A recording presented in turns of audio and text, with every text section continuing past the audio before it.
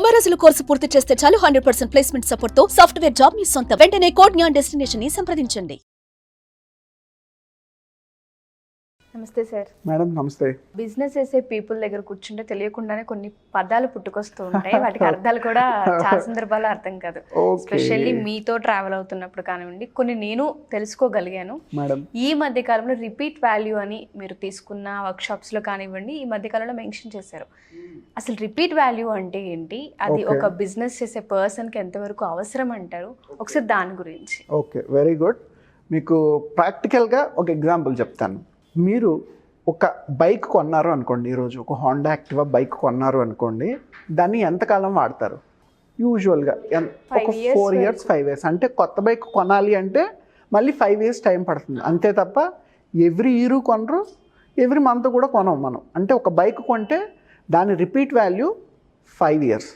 అదే face beauty cream ఏదైనా కొన్నారు అనుకోండి, ఎన్నిసార్లు ఒకసారి పర్చేస్ చేస్తూ ఉంటారు? మంత్కి ఒకసారి ఈజీగా. ఎందుకంటే వాటి వాల్యూ అంతే, మంత్ అయ్యేసరికి అయిపోతుంది. ఈవెన్ హెయిర్ ఆయిల్ అయినా, బ్యూటీ ప్రొడక్ట్స్ అయినా, ఇంట్లో యూజ్ చేసే గ్రాసరీస్ అయినా, పప్పు ఉప్పు ఆయిల్ ఇలాంటివి ఏవైనా సరే ఎవ్రీ మంత్ తెచ్చుకుంటాం, రైట్? అంటే వీటి రిపీట్ వాల్యూ మంత్లీ ఒకసారి పడుతుంది. ఇప్పుడు రోజుకి మనం ఎన్నిసార్లు భోజనం చేస్తాం?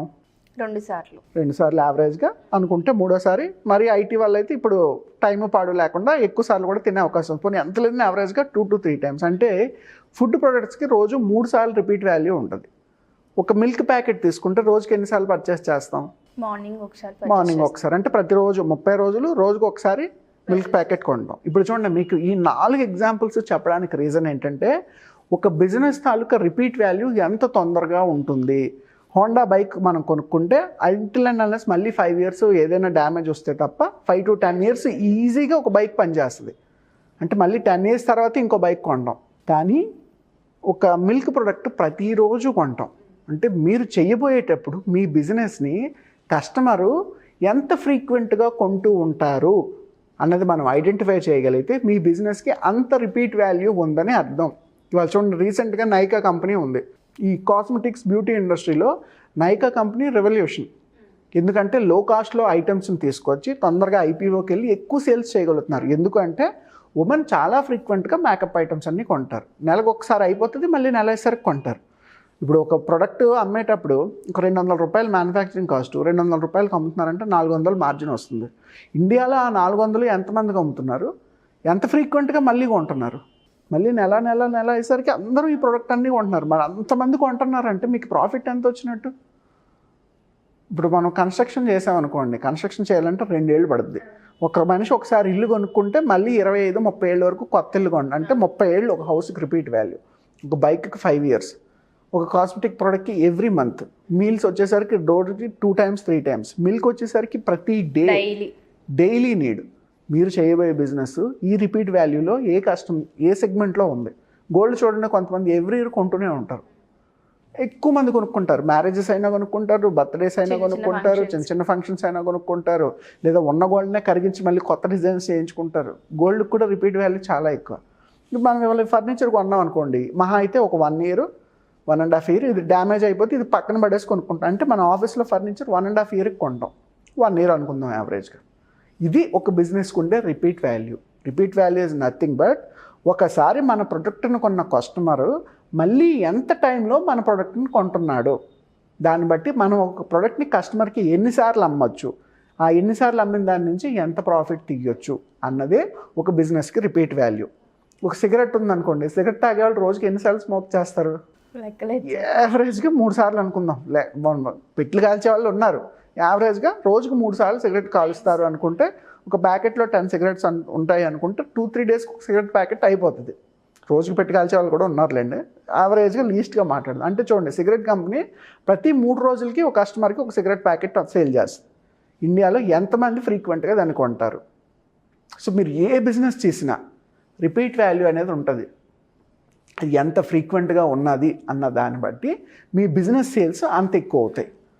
అందుకు ఫుడ్ ఇండస్ట్రీ కానీ, జొమాటో కానీ, డెలివరీ అప్లికేషన్స్ కానీ, అమెజాన్ కానీ ఎక్కువ సేల్స్ తక్కువ టైంలో ఎక్కువ సేల్స్ చేయడానికి రీజన్ ఏంటంటే రిపీట్ వాల్యూ బిజినెస్కి. అదే కన్స్ట్రక్షన్స్ కంపెనీస్ లేదంటే రియల్ ఎస్టేట్ వెంచర్లు ఇలాంటివి ఉన్నాయనుకోండి, ప్రొడక్ట్ మీద డబ్బులు బాగా మిగులుతాయి, కానీ రోజుకు ఒక ల్యాండ్, రోజుకు ఒక అపార్ట్మెంట్ కొనుక్కొని వెళ్ళాం కదా. ఫండ్ ఉండాలి, సరిపోవాలి, మళ్ళీ కొత్త ఫండ్ వస్తే తప్ప వేరేది కొనలేం. ఒక 5 ఏళ్ళకి బైక్ పాడైపోయిందని కొనుక్కుంటాం, ఒక 6 నెలలకి షూస్ పాడైపోతే కొనుక్కుంటాం, డ్రెస్సెస్ ఎవ్రీ 1 ఇయర్కి కొత్త కొనుక్కుంటూనే ఉంటాం, కాస్మెటిక్స్ ఎవ్రీ మంత్ కొంటూ ఉంటాం. అది ఒక బిజినెస్కి ఉండే రిపీట్ వాల్యూ. మీ బిజినెస్ ఏ రిపీట్ వాల్యూలోకి వస్తుందో ఆలోచించండి. ఆలోచించినప్పుడు ఎంత ఎక్కువ మందికి సేల్ చేయగలిగితే మీకు వచ్చే మార్జిన్స్ కానీ ప్రాఫిట్స్ కానీ అంత ఎక్కువ కనిపిస్తాయి. తెలుస్తుంది, ఆ పిక్చర్ మీకు క్లియర్గా ఉంటుంది. చాలా మంది బిజినెస్ చేయాలనుకుంటారు కానీ ఇన్వెస్ట్మెంట్ ఉంటూ ఉంటుంది, సపోర్ట్ ఉంటూ ఉంటుంది, కానీ ఎక్కడో నష్టం వస్తుందనే దగ్గర ఆగిపోతూ ఉంటారు. మీరు అన్నట్టుగా మార్కెట్కి వెళ్తే ఇది ఎంత అవసరం, పీపుల్కి ఎంత ఉపయోగపడుతుంది, నాకు లాభం ఏంటి, ఎంతమంది పర్చేస్ చేస్తారు, ఇవన్నీ క్యాలిక్యులేషన్ ఎప్పుడైతే క్లియర్గా ఉంటుందో ఫస్ట్ ఆ ధైర్యం చేయగలుగుతూ ఉంటారు. అండ్ ఆ ప్రాసెస్ మారుతూ ఉంటుంది. ఎవరైతే మన ఎపిసోడ్స్ చూసిన తర్వాత ఒకవేళ ఇన్వెస్ట్మెంట్ ఉండి వాళ్ళకు ఒక ఐడియా ఉండి వాళ్ళు కొంత పెట్టుబడిలో పెట్టి బిజినెస్ చేయాలనుకుంటున్నారు, కాకపోతే ఎక్కడో తెలియకుండా సపోర్ట్ కావాలనుకుంటారు, మెంటరింగ్ కావాలనుకుంటుంటారు, గైడెన్స్ కావాలనుకుంటుంటారు, మనం అది కూడా ఈ మధ్యకాలంలో ఖచ్చితంగా ఇస్తామని చెప్తున్నాము. సో క్లాసెస్ కానివ్వండి, ఎవరికైనా వర్క్షాప్స్ కావాలనుకున్న, ఐడియాస్ కావాలనుకున్నా మన దగ్గర అసలు ఏ విధంగా ఉంటుంది? ఈ బిజినెస్ స్టార్ట్ చేసే క్రమంలో ఈ 6 months 8 months జర్నీలో మీరు అన్నట్టు అన్ని రకాల క్లయింట్స్ మనం ఫేస్ చేసాం.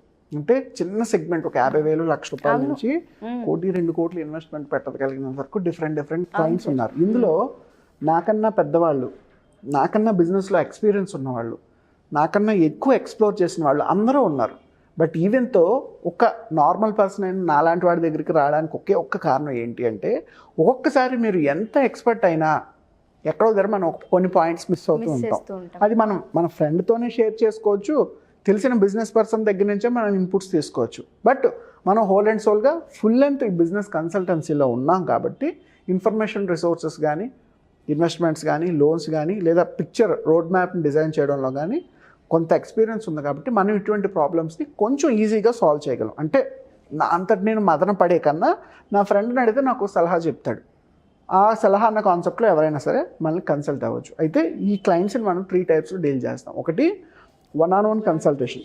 అంటే మీరు ఇప్పుడు ఉషా గారు ఒక బిజినెస్ స్టార్ట్ చేద్దాం అనుకుంటున్నారు, ఒక 2 to 3 hours me inputs, me interest, me idea of expertise, మీరు ఎక్స్ప్లోర్ చేసిన విధానం, మీరు చదువుకున్న విధానం, మీ ఫ్యామిలీ బ్యాక్గ్రౌండ్, మీ ఇన్వెస్ట్మెంట్, ఇన్ని పాయింట్స్ తీసుకొని మనం ఒక బిజినెస్ మోడల్ చెప్పగలం. అంతే తప్ప ర్యాండమ్గా ఇది స్టార్ట్ చేసేయండి అని చెప్పలేము. ఎందుకంటే ప్రతి ఒక్కరికి ప్రతి బిజినెస్ మోడల్ సూట్ అవ్వదు. నాకు కొన్ని సూట్ అవుతాయి, మీకు కొన్ని సూట్ అవుతాయి. సో అలా డిస్కస్ చేయాలంటే కనీసం 2 to 3 hours టైం పడుతుంది. దీన్ని 1-on-1 సెషన్ అంటాం. ఎవరైనా సరే ఈ 1-on-1 సెషన్ ఆన్లైన్లో అయినా సరే, ఆఫ్లైన్లో అయినా సరే మన దగ్గర అపాయింట్మెంట్ తీసుకోవచ్చు.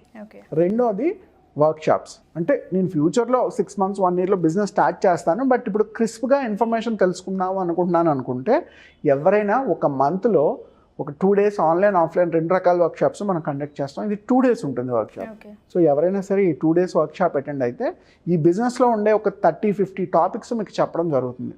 ప్రాక్టికల్గా కేస్ స్టడీస్ ఏంటి, నేను లైఫ్లో అప్లై చేసినవి ఏంటి, వేరే వాళ్ళు అప్లై చేసినవి ఏంటి, మీరైతే ఎలా అప్లై చేయాలి, మీ చేత ప్రాక్టికల్గా అసైన్మెంట్స్ కూడా చేయించడం జరుగుతుంది. సో వర్క్షాప్ అటెండ్ అయ్యారు అనుకోండి, బిజినెస్ మీద ఒక 50-60% క్లారిటీ వస్తుంది.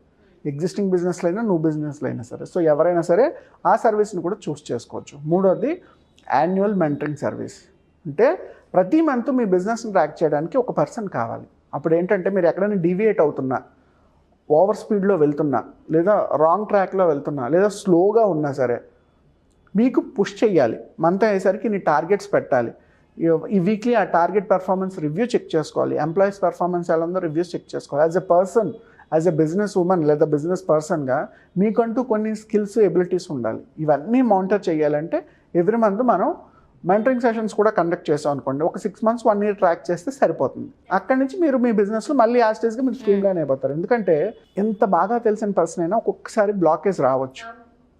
హెల్ప్ కోసం ఎదురు చూస్తూ ఉంటాం. మనకి తెలియని విషయం ఇది, ఎవరైనా చెప్తే బాగుంటుంది, లోన్స్లో కానీ ఇన్వెస్ట్మెంట్లో కానీ ఇక్కడ మనకి పిక్చర్ క్లియర్ చేస్తే బాగుంటుందని చాలామంది అనుకుంటారు. సో ఆ పరంగా మనం ఈ యాన్యువల్ మెంటరింగ్ సర్వీసెస్ కూడా కస్టమర్స్కి అందిస్తున్నాం. ఈ మూడిట్లో ఏది చూస్ చేసుకున్నా సరే మీరు ఉన్న పొజిషన్ నుంచి ఖచ్చితంగా ఒక 2 times అయినా సరే మీ బిజినెస్ని ఎక్స్పాండ్ చేయొచ్చు. Thank you sir, thank you so much. Thank you ma'am.